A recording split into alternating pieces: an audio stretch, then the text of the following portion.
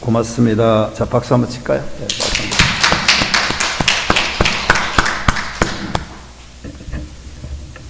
자, 오늘 사순절 우리 다섯째 주일이고 또 다음 주일이 고난주일 종려 주일입니다. 그러므로 오늘 우리 한 주간은 대단히 우리 교회 안에서는 가장 경건해야 할 한 주간입니다.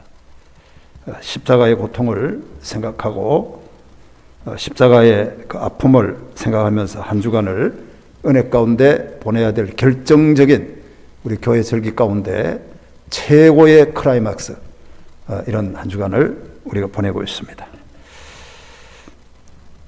우리가 오늘 이사야 53장을 읽었는데 이 53장은 예수님이 이 땅에 오심으로 그가 겪으실 고난이 어떤 건가 하는 것을 예수님이 오시기 이전에 700년 전 사건입니다. 이사야 선지자가 앞으로 예수라는 메시아가 와서 이런 고난을 겪을 거다 하는 것을 예수님이 오시기 750년 전에 이미 하나님의 감동을 받고 우리에게 주신 말씀이 오늘 본문입니다. 그러니까 여기에 한 말씀의 이 주제가 뭐냐 하면 예수님은 오시는데 고난을 겪는다는 거예요. 고난을 겪어야 예수님이라는 거예요. 고난을 겪으면 그 고난으로 끝나는 게 아니라 반드시 소망이 있다는 거예요. 부활이 있다는 거. 이걸 우리에게 잘 증거해 주는 말씀이 오늘 주님이 2000년 전에 이 땅에 오셨지만 2700년 전에 주님이 주신 말씀을 오늘 잘 귀담아 들을 수 있어야 합니다.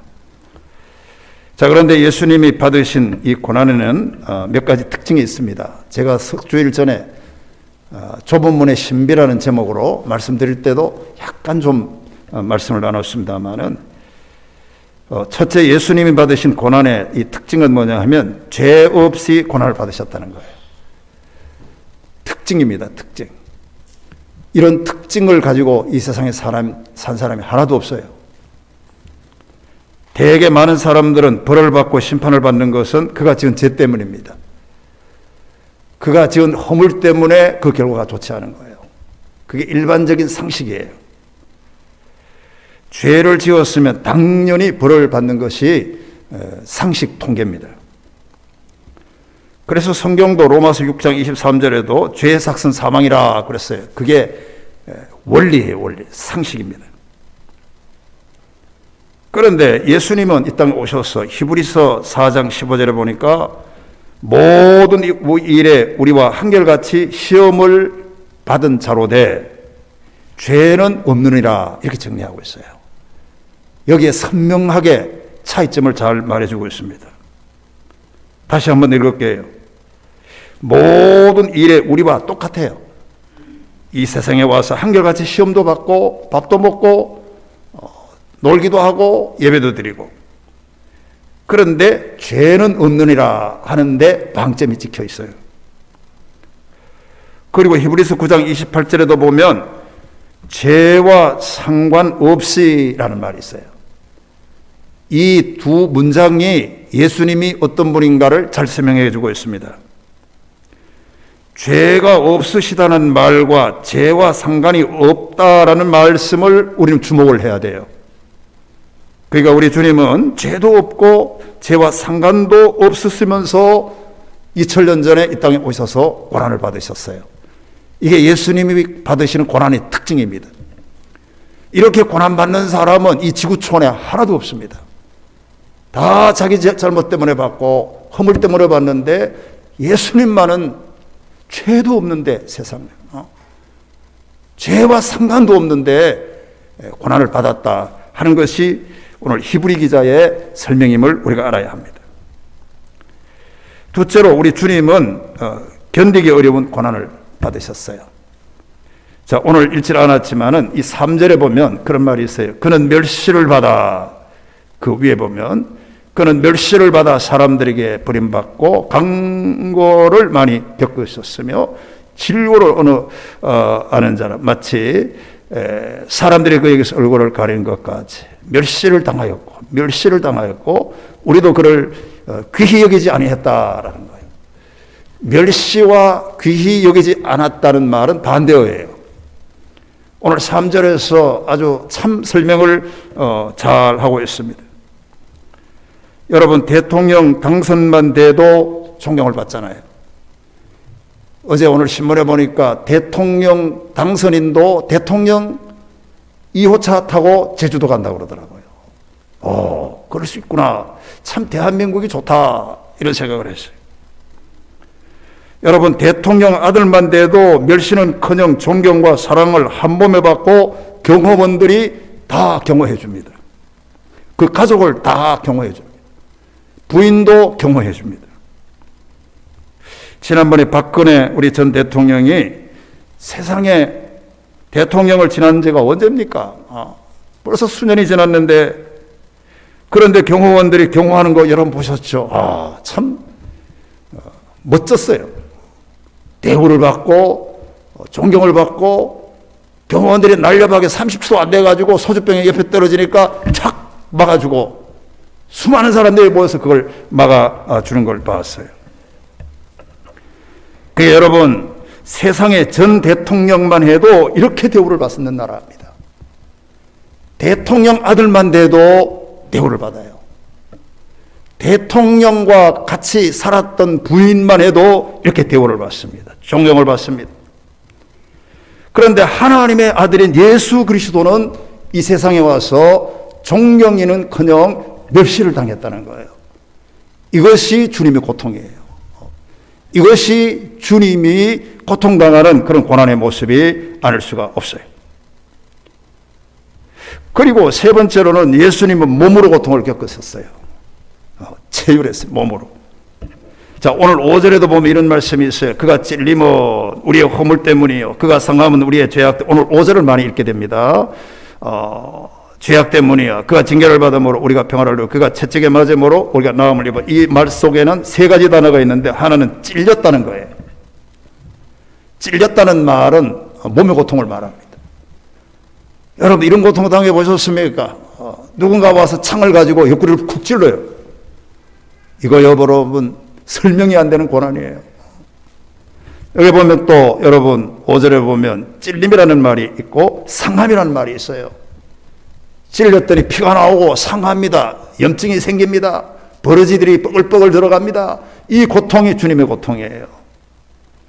그리고 마지막에 보면 징계를 받음으로 평화를 누리고 그가 채찍에 맞았다는 말도 있어요. 그러니까 여러분, 찔림을 당하고 상함을 당하고 채찍에 맞았다는 건 육체의 고통을 말하는 거예요.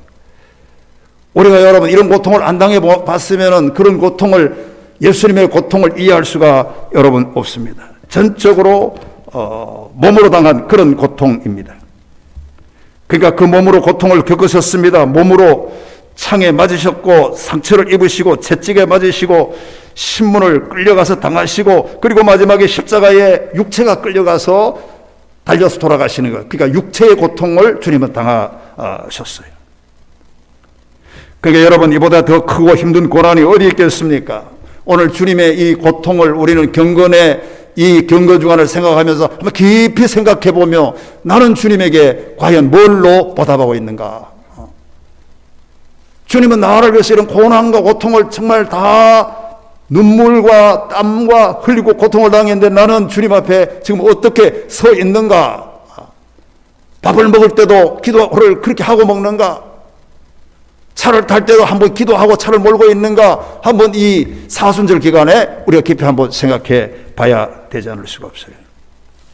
제가 일부 예배 때도 말했지만 1911년 일본 제국의 자들이 조선 기독교의 민족 항일 운동을 했던 105인 사건이 있어요.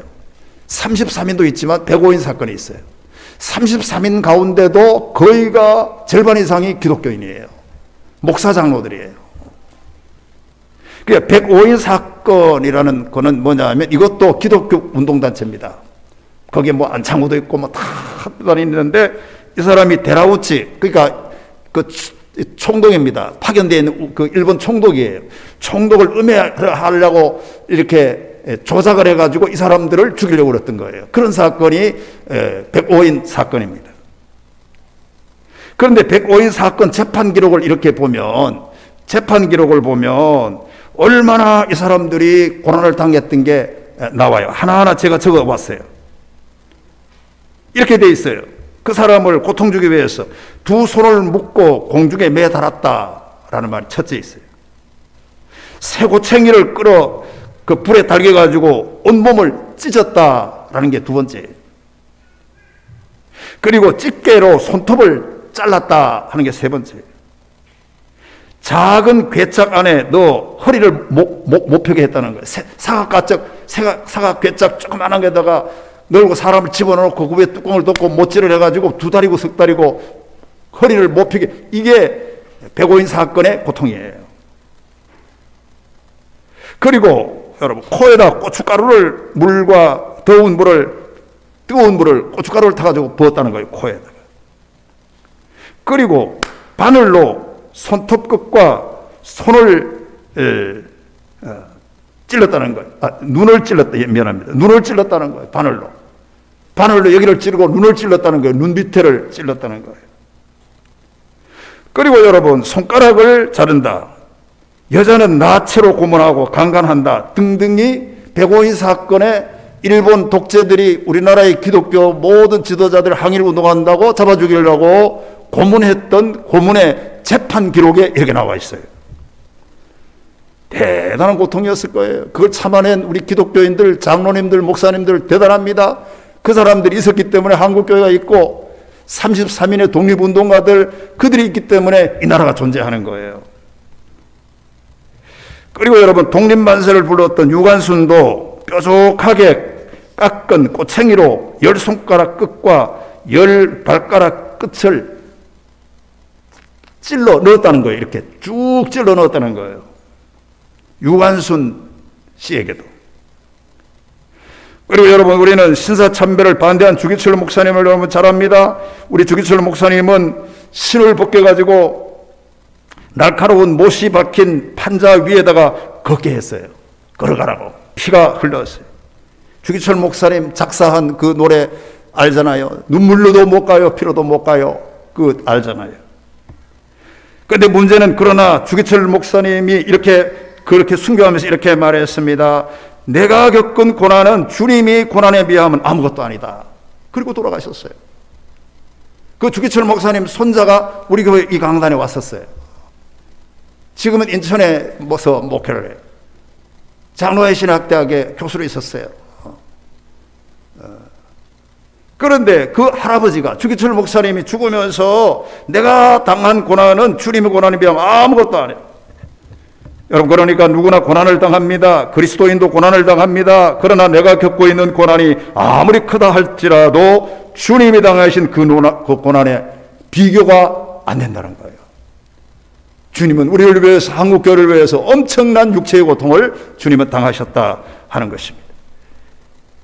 그리고 주님은 다른 사람을 위해 대신 고난을 받으셨다는 거예요. 이게 우리 기독교의 본질입니다. 여러분, 오늘 성경의 앞에는 안 읽었지만은 우리가로 시작합니다. 그리고 여기 1절에서 6절에 보니까 우리가라는 말이 12번 나옵니다. 우리 때문이라는 거예요. 우리 때문이라는. 우리의 질고를 지고 우리의 슬픔을 당하여도 우리의 허물을 인하여 우리의 죄악을 그에게, 그러니까 전혀 죄를 지은 일도 없고 허물이 없는 주님이 우리 때문에 십자가에 돌아가신 거예요. 그걸 우리가 알고 경건하게 보내야 되는 거예요. 그걸 알고 우리는 예수 믿는 재미가 있어야 돼요. 여러분, 우리가 예수 믿는 의미와 예수 믿는 재미가 어디 있어요? 와서 밥 먹고 거기에 재미를 느끼는 건 세상에도 얼마든지 할 수가 있어요. 주님이 나를 위해서 대신 죽어주시고, 나를 위해서 죄가 없는 분이 나의 죄를 대신 져주시고 나를 살리기 위해서 돌아가신 그 복음을 알 때 교회 나오면 기쁨이 있는 거예요. 여러분, 이 복음을 꼭 잡고 누가 뭐라 그래도 이 예수님이 대속의 은총으로 나를 구속해 준 이 은총을 생각하고 믿음이 흔들리지 않기를 주의 이름으로 축원합니다.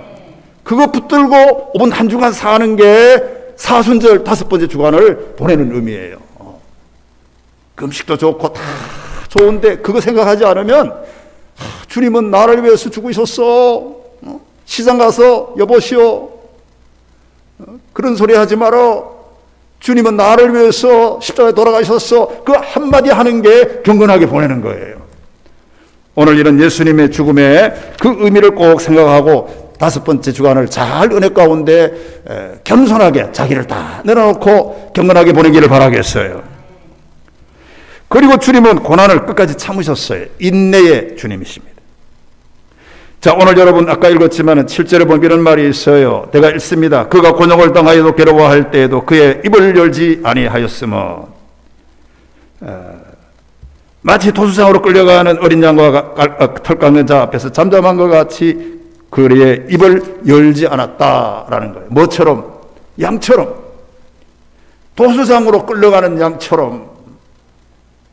도수장으로 끌려가는 털 깎는 자 앞에서 양이 아무 말이 없는 거예요.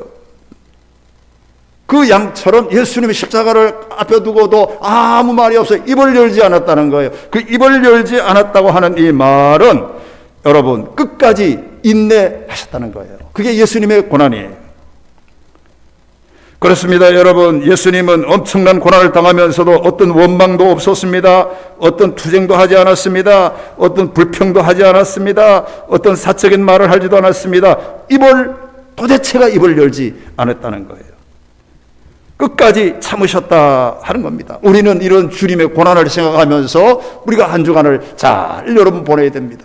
예수님이 십자가에 돌아가시면서 그 밑에 여자들이 왔는데도 아무 말이 없어요. 여자를 부탁한다. 거기에 많은 사람들이 와도 원망하는 게 없었어요. 그 밑에는 미운 사람도 있고 많은 사람들이 왔는데도 한마디도 없이 하나님만 바라보고 엘리 엘리 라마 사박다니, 그거 한마디 하고 죽어요. 그게 주님의 고통이에요. 주님이 우리를 위해서 헌신하시고 우리를 위해서 죽으시는 예수님이 끝까지 입을 안 열으셨다는 걸 우리가 생각하고 이 고난을 우리가 잘 생각할 수 있어야 될 줄로 믿습니다. 자, 그러면 왜 고난을 당하시는가 하는 거예요. 이런 모든 고난을 주님이 당하셨는데 그 이유가 뭐냐?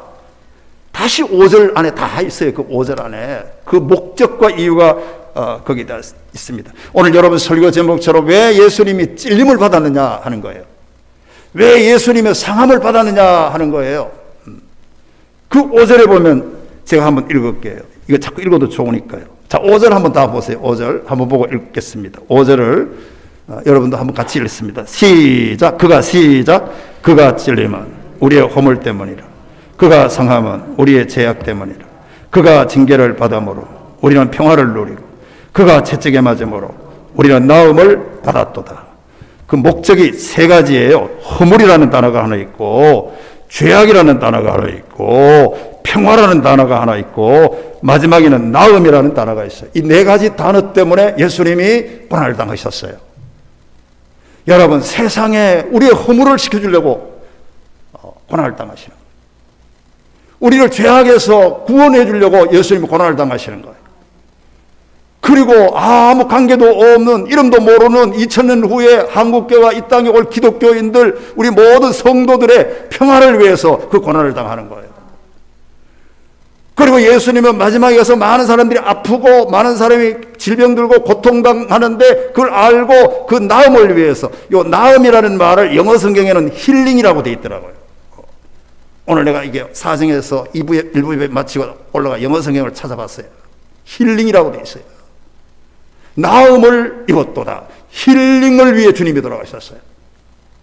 여러분, 이 세상에 사는데 우리가 여러분 힐링이 필요하고, 여러분 평화가 필요하고, 여러분의 죄사함이 필요하고, 여러분의 허물이 필요할 줄로 믿습니다.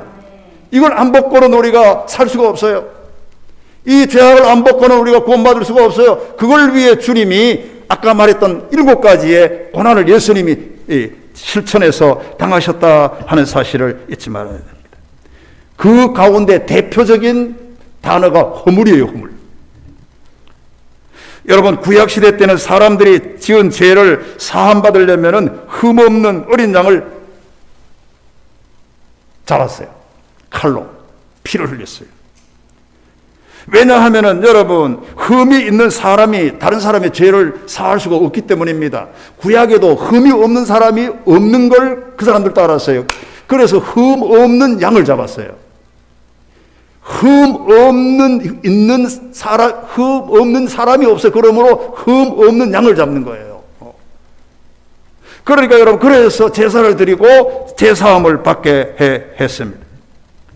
그래서 흠 없는 예수님이 내 허물을 대신해서 십자가에 죽음으로 내 허물이 흠 없는 양을 잡아서 제사를 지내서 그 사람을 제사함 주었던 것처럼 흠 없는 예수님이 이 땅에 오셔서 내 죄를 대신해서 십자가에 제물로 바쳐졌기 때문에 여러분의 허물이 사함받은 줄로 믿습니다. 그것 때문에 주님이 죽으셨다니까요. 그것 때문에 고난을 받으셨어요. 창에 찔리고 채찍에 맞고 했어요. 여러분, 사랑하는 성도 여러분, 이 세상에 누가 우리의 죄를 대신할 수가 있습니까? 여러분, 부모도 자식의 죄를 대신할 수는 없어요. 마음은 있지만 못 그럽니다. 부모도 자식 대신 생명을 내놓을 수가 없어요. 나는 너를 위해서 죽을 수 있어. 부모가 그런 마음은 있지만 실제로 그렇게 하기가 어려운 거거든요. 자식이 부모를 놓고 나는 부모를 위해서 생명을 내놓을 수 있어. 마음은 알 수 있지만 실제로 자식이 부모를 놓고 생명을 놓을 자식이 몇 명이나 있느냐 하는 거예요. 저는 사실 청년 때 아까 일부 예배도 말했지만 우리 어머님이 병으로 너무너무 아플 때 나는 진심으로 하나님, 우리 어머님 대신 나를 좀 아프게 해주시고 내가 어머님 고통, 저 아픈 고통을 아파가지고 막 이렇게 얼굴 찡그리시고 아이고야 이러니까 청년 때는 그게 너무 정말 어머니 고통스러운 걸 보고 기도를 그렇게 했다니까요. 하나님, 내가 어머니 옆에 가서 그렇게 기도했어요. 하나님, 저 어머니 저 아파하는 걸 나를 좀 옮겨주고 어머니를 좀 살려주세요. 이렇게 했어요. 그때 마음은 그렇지만 어머니가 돌아가실 때 내가 못 그러잖아요. 못 따라가잖아요. 그러니까 내가 말하고 싶은 것은 여러분, 어떤 부모도 어떤 자식도 어머니를 대신해서 생명을 바꿀 수가 없어요. 그러나 주님은 내 허물을 대신하기 위해서 죽으셨다는 이 믿음을 믿으시기를 바라겠어요. 그리하여 내 죄가 사함받은 것입니다. 이것을 우리는 믿고 감사해야 되는 것입니다. 깊이 생각하고 어떤 일이 있어도 짜증내지 말고 기쁘게 살고 감사하고 소망 가운데 승리해야 될 줄로 믿습니다. 왜? 나의 허물과 나의 죄악과 나의 평화와 나의 힐링을 위해서 주님이 돌아가셨기 때문입니다. 그걸 알고 우린 기쁘게 살아야 돼요. 다른 거 생각할 필요가 없어요. 그 네 가지만 생각하는 거예요. 평화, 힐링, 죄악, 허물, 그것 때문에 주님이 돌아가셨어요. 해결해 주셨어요. 오늘 이 네 가지를 생각하면서 언제나 어려워도 하나님 앞에서 희망을 가지고 주님만에게 영광이 되기를 주의 이름으로 축원합니다.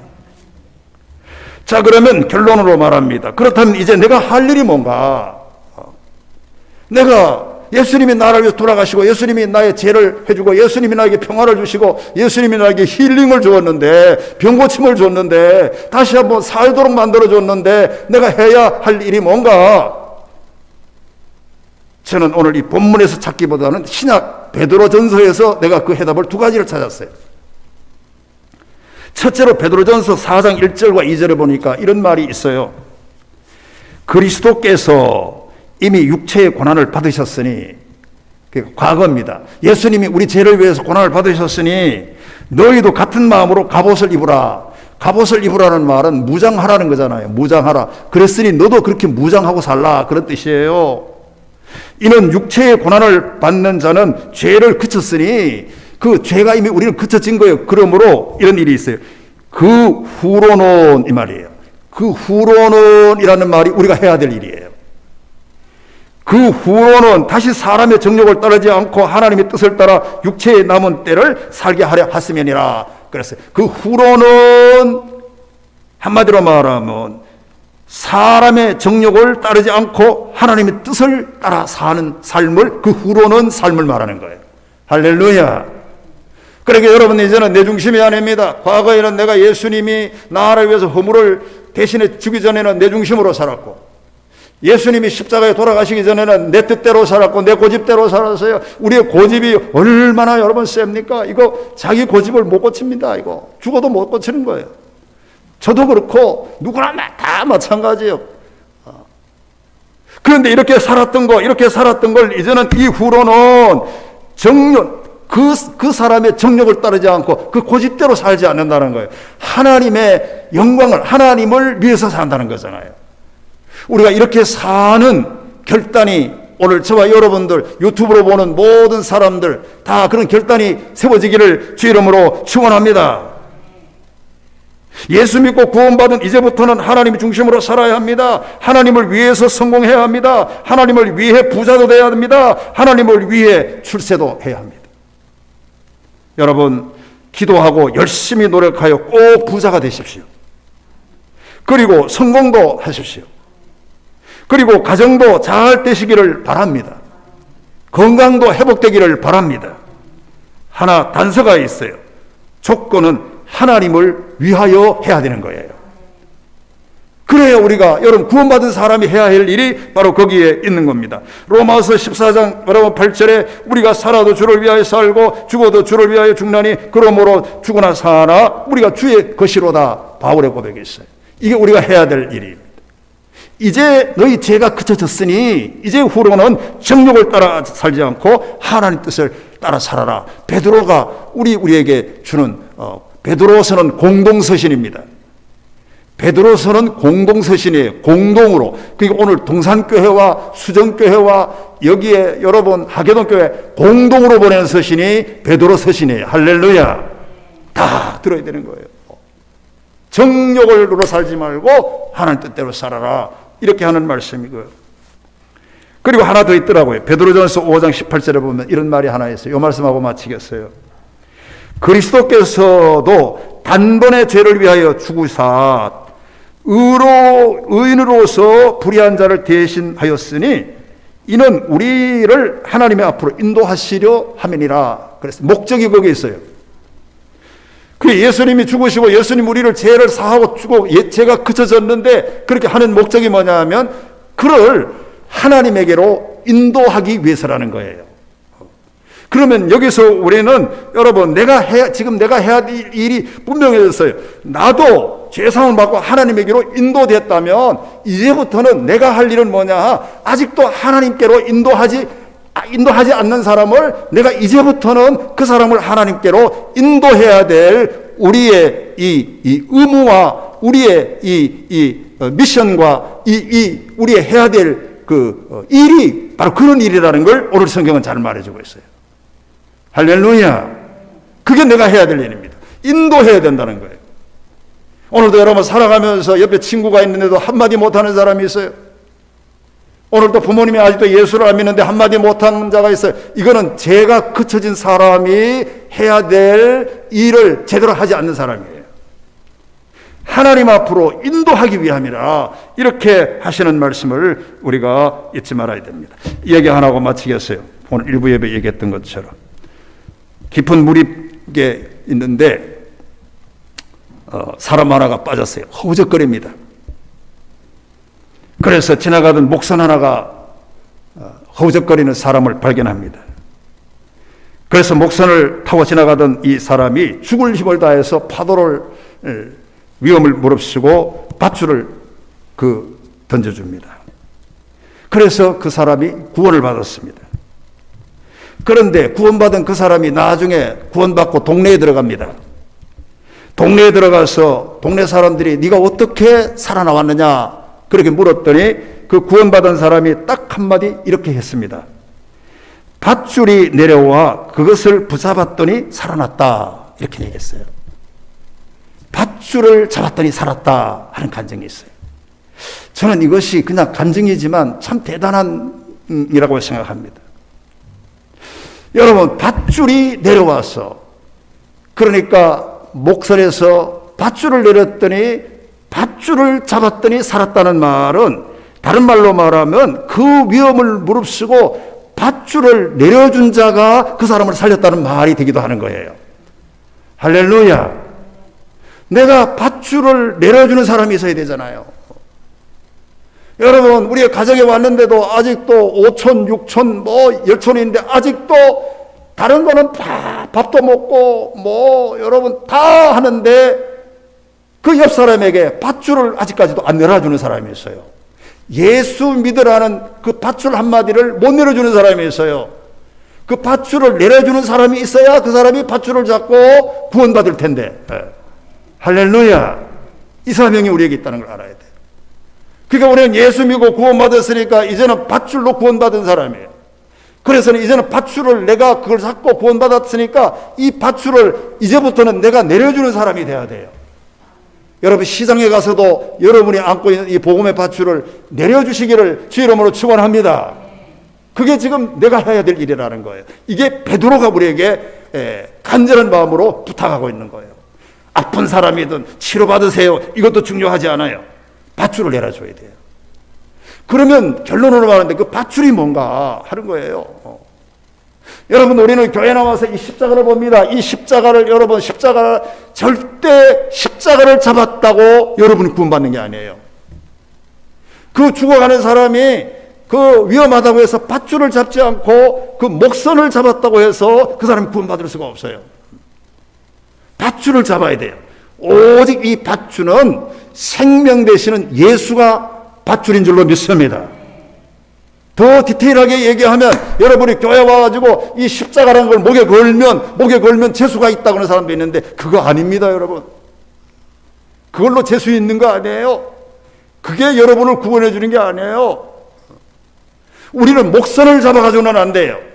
교회 나와서 이 교회만 잡아가지고는 안 돼요. 엉뚱한 것을 잡고 있어요, 우리가. 엉뚱한 것을 잡으면서 이걸 가지고 이게 본질이라고 생각하는 거예요. 그게 가지고는 구원 못 받아요. 목선을 잡아서가 아니라 목선에서 내려주는 밧줄을 잡아야 돼요. 그게 예수님의 생명선인 줄로 믿습니다. 십자가 나무를 잡았다고 구원받는 게 아니고 이게 병이 고쳐지는 게 아니에요. 이 속에 밧줄이 있어요. 이 속에 생명의 밧줄이 있는데 그게 예수라는 거예요. 예수. 여러분, 그 예수를 잡아야 여러분이 구원받는 거예요. 교회 나와서 다른 거 잡지 마십시오. 뭐 이것저것 생각하고 다른 거 잡으니까 수선해지는 거예요. 밧줄을 잡아야 돼요. 이걸 잡으면 여러분이 구원받고, 그거 잡으라고 예수님이 죽으셨고, 그거 잡으라고, 그걸 잡으면 평화가 와요. 그걸 잡으면 제사함 받아요. 아까 말했잖아요. 그걸 잡으면 여러분이 허물이 사해져요. 그걸 잡으면 평화가 와요. 그걸 잡으면 마지막에 베드로가 말했잖아요. 나음을 입으리라. 힐링을 받는다는 거예요. 힐링을 받는다는 거. 고침을 받는다는 거예요. 이것이 오늘 주님이 주시는 말씀이에요. 자, 오늘 여러분 정리합니다. 밧줄 잡으세요. 다른 거 잡지 말아요. 사람 말 잡지 말아요. 그저 밧줄 하나만 딱 잡고 풍파가 불어도 그거 잡고 막 올라가는 거예요. 올라가면 그 사람이 구원받고, 그래서 내가 살고 내가 치료하고 내가 잘 되는 것이 아니겠습니까? 이제 다음 주에 고난주간인데 우리 고난주간에도 더 열심히 기도하고 이 생명의 예수님의 밧줄을 잡고 이번 주간도 승리하실 수 있기를 주 이름으로 축원합니다. 기도하겠습니다.